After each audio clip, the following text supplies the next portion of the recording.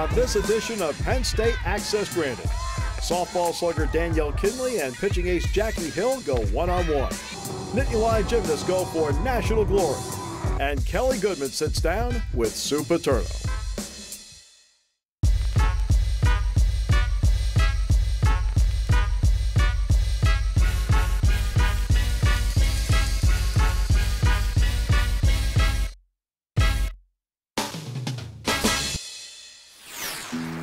Penn State introduced its 12th wrestling coach, Cael Sanderson, one of the true greats in the history of the sport. 159-0 in his career at Iowa State, winning the Olympic gold medal in Athens in 2004, and as a head coach at Iowa State, winning 3 consecutive Big 12 championships and never finishing lower than 5th in the NCAAs. How tough was it to leave his alma mater?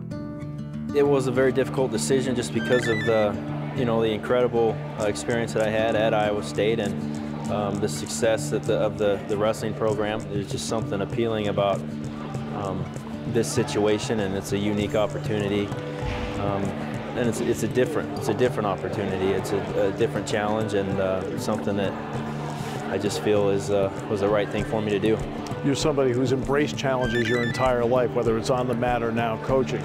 So when you look at the challenges of this program and the foundation that it already has, what is the appeal to you? The potential with the wrestling in the state, the high school wrestling, and even in the close proximity of the state college, it's just unbelievable. The talent that's in the state and in the surrounding states, it's unmatched. There's really no comparison, uniting the East with one big program, and I think it's that's something that we can do. What kind of fond memories do you have of the Bryce Jordan Center your freshman year? Yeah, this was a special place for me. Winning the tournament as a freshman here, it was it'll always be special. And I was actually back here for the national duels a couple of different times. My team at Iowa State won the national duels in 2000. In the Bryce Jordan Center. Sometimes there are people who are great athletes that can never translate to being a coach because it's so natural and easy for them. You've made the transition from great athlete, the best in your sport, to being an outstanding coach. Along the way, who are some of the mentors that allowed you to understand what it's like to teach? My dad was a coach, and what he did and what he put into it, and just the experiences he had. When you're a family, you live those experiences with him, and the approach and the attitude, and I learned a great deal from him. I've been around great coaches my whole life. Hi, I'm Drew Adams. I'm a senior lacrosse goalie at Penn State. Having 4 years being a student athlete here has been great. I mean, the seasons we've had some big games, and it's just been a lot of fun. The team clown is definitely Joe Britt. He's a junior from Fairfax. He's been a clown ever since he got to campus here, and he definitely takes that role on our team willingly. My sister's Allie Adams, and she's a freshman girls lacrosse player at Penn State. It took a little while to get used to having my sister here on campus, but I mean, in the long run, it's good to have her here. I get to watch out for her a little bit. My name's Allie Adams, and I'm a freshman at Penn State, and I play women's lacrosse. It's definitely reassuring knowing that Drew's here just to take care of me if I have anything, and then just look after me. And it's nice because my parents will come up to see him, but I'll be able to see them. I actually wanted to come to Penn State first, but once he committed here, it definitely had an effect on my decision because it made me want to come even more. It's just a great feeling knowing that you're on such a successful team, especially Penn State. Carrie Shea would probably be mostly the team mom, just because she's a leader, she's a captain, and then she always gets everyone together and keeps us in line. Coming up, gymnastics at the NCAAs. Learn some tennis basics. And what's it like living with Joe Paterno? For example, can he cook? I turned on the oven because he really doesn't know how. And I said, would you get that out of the refrigerator? Yes. I opened the oven, I said, would you put it in there? How? It's the dream of many high school band kids to one day play in the Penn State Marching Blue Band, one of the nation's most celebrated college groups. I definitely wanted to be a part of the Blue Band since the moment I saw them. I don't know how to describe it, how much it would mean to me to be in it. If I don't make it, the dream's kind of gone. Follow 8 teenage hopefuls every step of the way as they pursue their dream of making the Blue Band.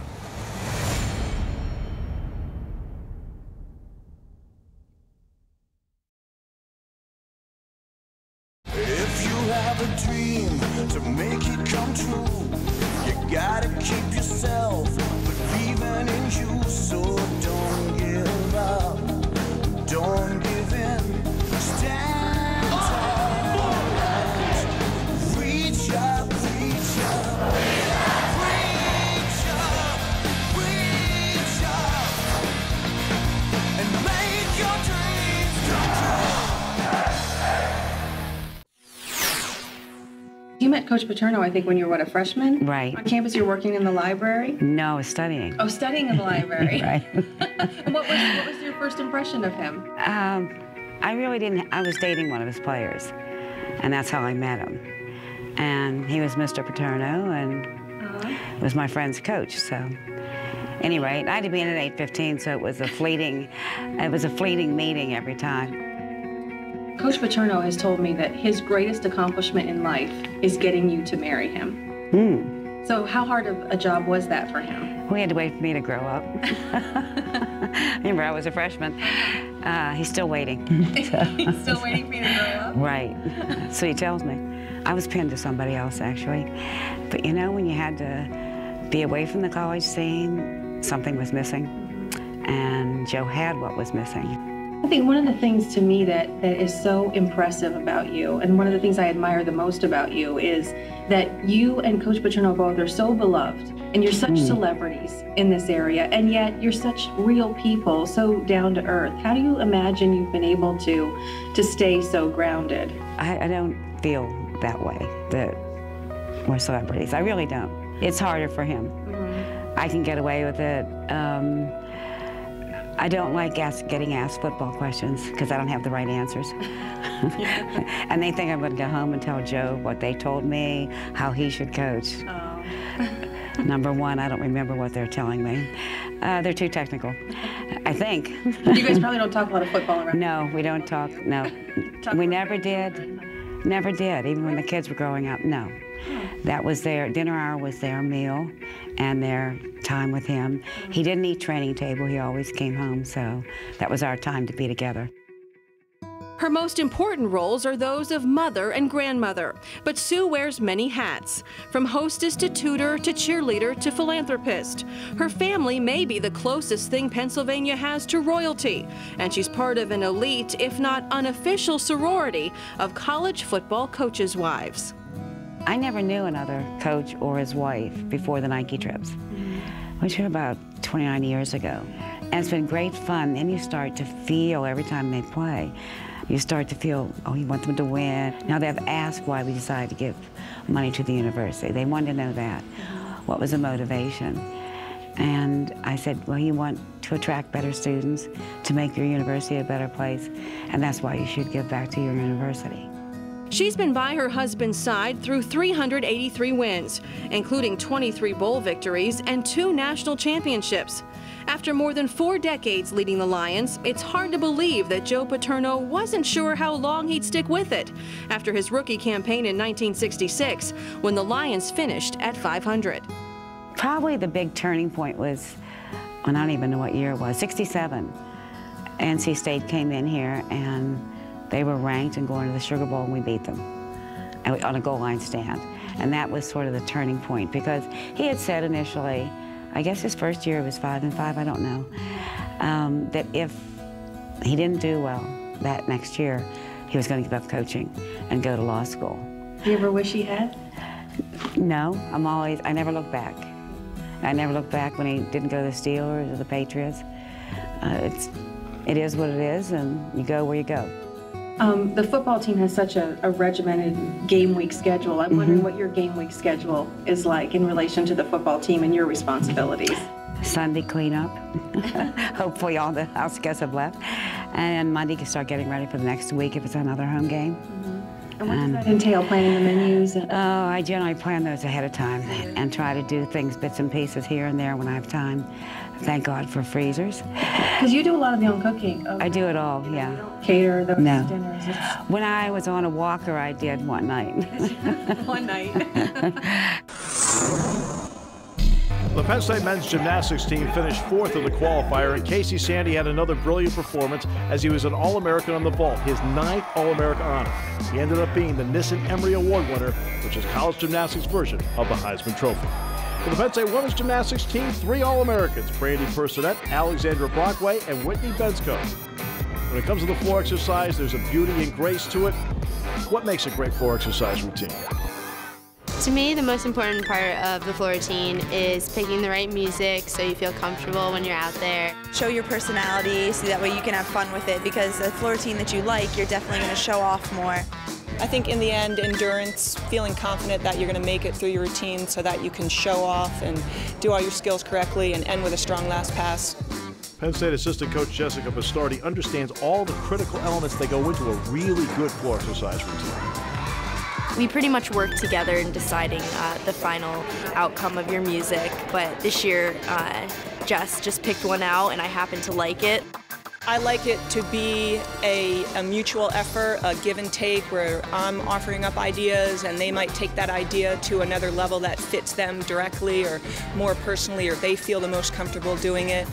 Jess has to be very specific with me. We get a lot of quality time because I am the world's worst dancer of all time. Brandy is not the worst dancer in the world. She's a really good dancer, but I just don't think she has a lot of confidence in her dancing ability. How much is a floor exercise routine actually practiced? We probably practice at least 2 floor routines a day, like in the beginning doing dance throughs. We definitely practice. We do floor routines all the time during the week, getting tumbling down, getting cues. We work all year long to perfect it. You know, it takes experience with a bunch of different competitions and, you know, just being out there and seeing an audience to be able to fully express yourself. With the music playing, the crowd all around, what do the gymnasts focus on as they go through a floor exercise routine? Certain parts I listen to, like if there's a specific movement that goes right with a beat, then I'll pay attention to that. Or if Jess has just given me a correction like minutes before I go on, then I'm like freaking out about that. But mostly I'm concentrating on like my jumps, my tumbling, not so much the dance. When it comes time to tumble, and it's definitely cue, cue, cue, and you're focused on your skills, what you have to do to land perfectly with no deductions. Throughout my routine, I have certain cues that I say in my head, and I just make sure I hit all of those throughout the routine, and that's when I know that it's the best performance. The floor exercise routine is much more than athletic expression. It's an opportunity for the gymnasts to express themselves with their personalities. I definitely think it's your personality that comes out on floor. I like to just be totally out there and just be smiling, and just I know that the crowd's having a good time. Coming up, softball goes one-on-one with Danielle, Kinley, and Jackie Hill. If I did a film, who would I have to feature and why? I think a film on the freshman class, just in general, would be good because they are so different. I'm Dr. Christine Clark, Director of Sports Nutrition for Penn State Intercollegiate Athletics. Coming up, I'll share with you some of the recommended foods for rapid recovery after intense training and competition. The Lobby Talks are really a pretty unique way of making television, a collaboration of Penn State Public Broadcasting, the university, and the community. And the best part about it is the community becomes part of the program. It's their interests, their questions that become part of the programs that are eventually broadcast. Common Ground Lobby Talks from Penn State on the Big Ten Network.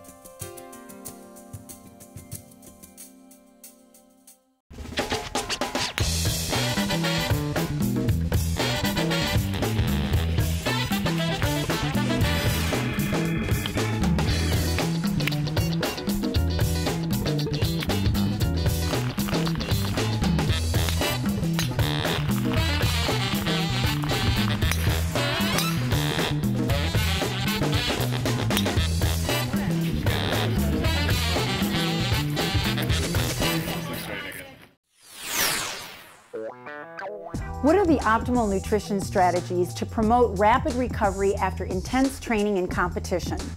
As a nutritionist, I like to promote to athletes that there are 3 nutrition strategies that they can employ to improve their recovery after exercise. The first of which is they need to hydrate. For every pound lost of sweating during exercise, they should drink 16 to 20 ounces of either plain water or a sports drink. Going into the next day's exercise hydrated is key. The second nutrition strategy is eat carbohydrates. Glycogen, which is stored carbs, are used during exercise as the muscle cell's #1 preferred energy source. Eating carbohydrates such as fruits, vegetables, grains, or cereals, even dairy products such as milk, will promote glycogen synthesis or recovery. The third strategy is eat protein. As soon after exercise as possible, get 20 to 30 grams of protein, and again, an optimal protein source is dairy protein, but other sources are eggs, cottage cheese, regular cheese, and depending upon the time of day, beans or even meats that are lean, such as fish, poultry, or beef. So timing is everything. Eat soon after exercise, and we say there's a 2-hour window. So remember, eat soon after exercise.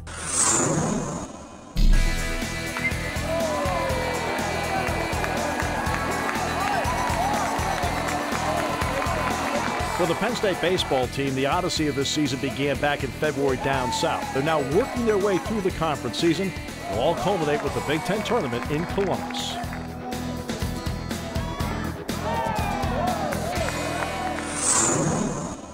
All right. One-on-one, me pitching, you hitting. Who wins the battle? Me.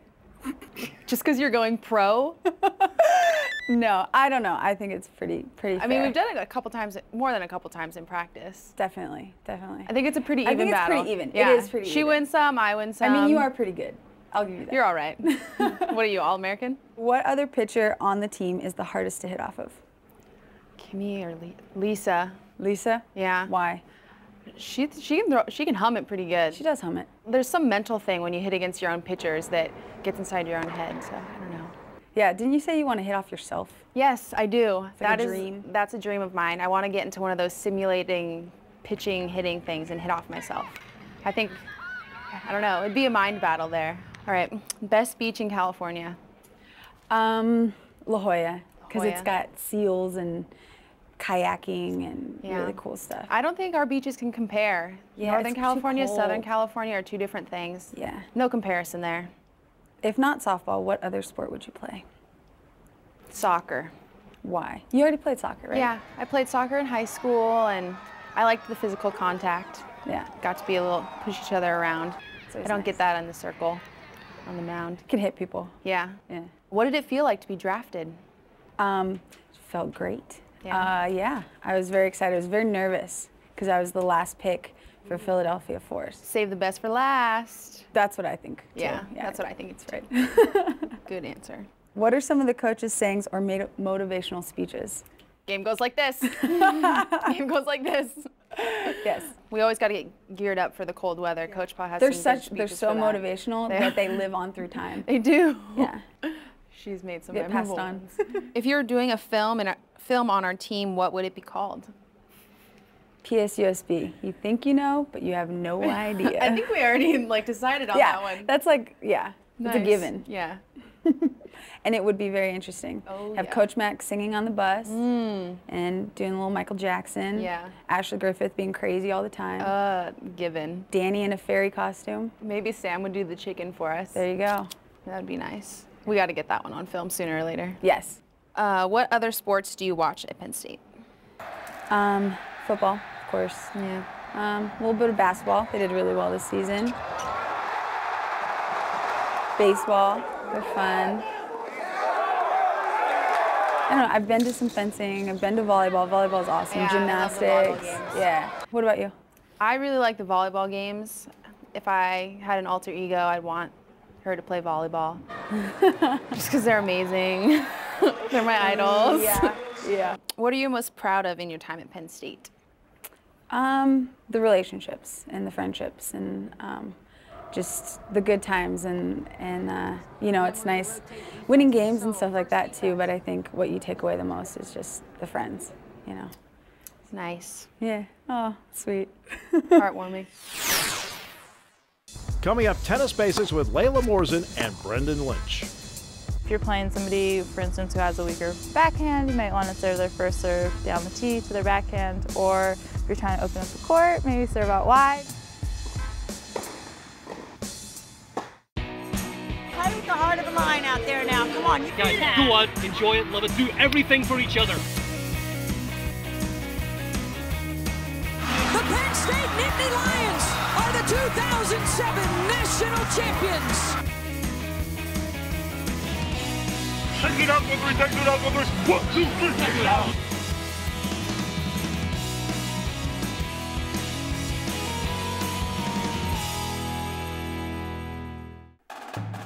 It's the dream of many high school band kids to one day play in the Penn State Marching Blue Band, one of the nation's most celebrated college groups. I definitely wanted to be a part of the Blue Band since the moment I saw them. I don't know how to describe it, how much it means to me to be in it. If I don't make it, the dream's kind of gone. Follow 8 teenage hopefuls every step of the way as they pursue their dream of making the Blue Band.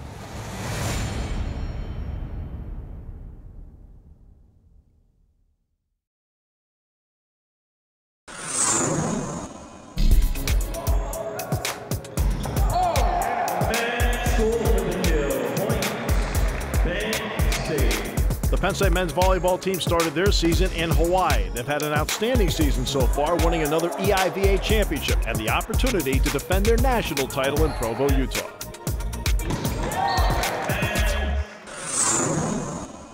Hi, I'm student reporter Emily Rose, out here on the court today with Penn State tennis team member Layla Morrison to learn a little bit about tennis. Now Layla, I know your setup can be just as important as the rest of the shots, so where do you set up your serves? Basically, you want to start set up right by the hash mark here. Just wherever you're more comfortable. Some people like to be closer, some people, I personally like to be just about here. Okay, great. And when you take the ball and you're tossing it up in the air, where in the arc is the best place to hit the ball? Right when it reaches the top. You don't want to let it come down. You don't want to toss it too high that you're like waiting for it forever. Basically, just kind of release it. Basically, you just want to toss right in front, not too far in front, obviously that you got to jump out to it, but just right in front of you, kind of so it bounces right about there. For a right-handed person, you want to have your left foot forward. Okay. Kind of be on an angle, so that way when you are about to hit, you kind of are sideways, and then kind of like a trophy position, you know, on all the trophies are right. Typical. Just, yeah, want to release the ball and then be sideways, and then bring your right foot to your left and jump up and hit it. Yeah. Great. And with your form, what's a good follow through for your perfect serve? You actually want to hit up on the ball. Okay. And right at the last minute, you want to kind of snap your wrist down so it comes back down. Okay, so Brendan, Layla just taught us a little bit about serves. How do you properly return the serve? All right, well, first off, I'm going to start in the ready position, and I'm going to watch Layla serve, and she's going to toss the ball up in the air, and right as she's about to make contact with it, I'm going to take what's called a split step. So now I'm perfectly on balance to go to the backhand side or the forehand side. Can you show me your backhand stance? Yep, I'm going to come out of my split step and just turn my shoulders and take my bat swing. How important is the grip on the racket? Where do you position your hands? Wherever it's comfortable? Yeah, just keep it comfortable, whatever works. You know, different people have different strokes, but typically my hand's a little bit underneath the racket here, and then backhand my hand's on top of the racket, and I throw the second hand on there as well. And what if you're playing against a lefty? Is that different than if you're playing against a righty? It is, because the ball is spinning in the opposite direction, so that throws people off. I'm a lefty, so I can take advantage of that with my serve and return. If you fault on your first serve, what's the strategy you take for your second serve? Well, in your second serve, you want to hit with more topspin, just because that increases the chances of going in. And then again, strategy-wise, and where to place it, basically to their weaker side. If your opponent faults on the serve, how do you treat the second return? First thing I'm going to do is, instead of standing right here behind the baseline where I am now, I'm going to move up here, because the second serve is typically slower coming in, so that gives me more time to react. And if I can be inside the baseline, that'll take even more time away from my opponent.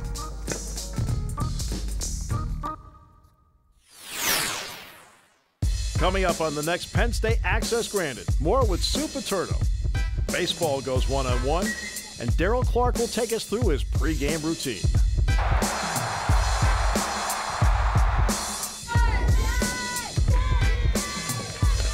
We got to get that one on film sooner or later. Danny in a fairy costume. Maybe Sam would do the chicken for us. There you go. Something else. Yeah, it'd be crazy. Yeah. It'd be crazy. It's special. I think that'd be I'd watch it. Yeah. I'd watch it. I would too. Definitely. A couple times. Yeah, probably. Probably memorize the words.